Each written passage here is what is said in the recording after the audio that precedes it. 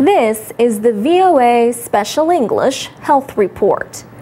Severe bleeding, also called hemorrhage, causes 1/3 of pregnancy-related deaths in Asia and Africa. The World Health Organization has been recommending several ways to reduce the risk of hemorrhage immediately after birth. These include giving the mother a hormone called oxytocin. It helps the uterus expel the placenta or afterbirth. Another recommendation to help expel the placenta has been to use what is called controlled cord traction. In this procedure, the birth attendant gently pulls on the umbilical cord while pushing upwards on the mother's stomach.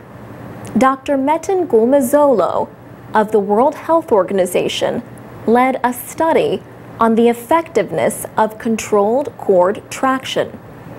He says it is not easy to perform, and if it is not done by people who are skilled in doing it, then it can harm the mother.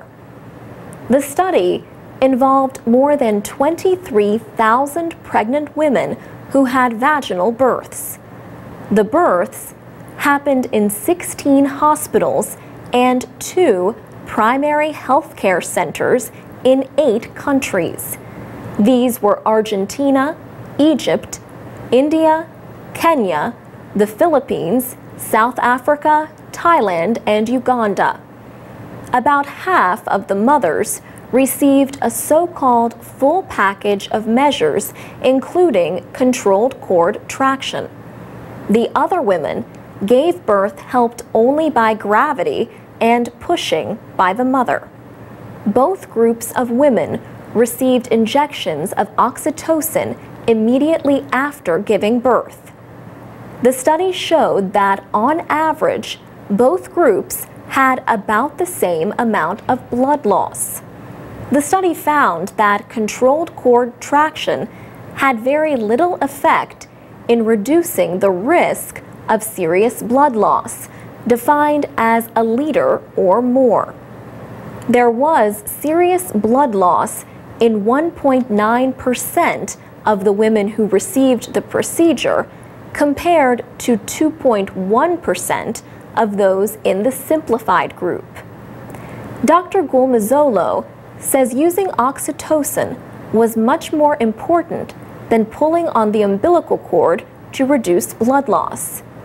He says the main factor that helps to reduce blood loss after birth is the oxytocin, the medication that helps the uterus to contract. Oxytocin is injected, but only into the muscle. This makes it easier to administer for birth attendants with little training. Also, the hormone does not cost very much, but it can lose its effectiveness if stored at high temperatures.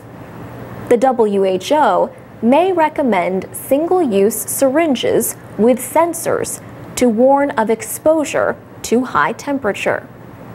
The WHO is expected to change its guidelines based on the new findings. The study is in the Lancet Medical Journal. For VOA Special English, I'm Alex Villarreal.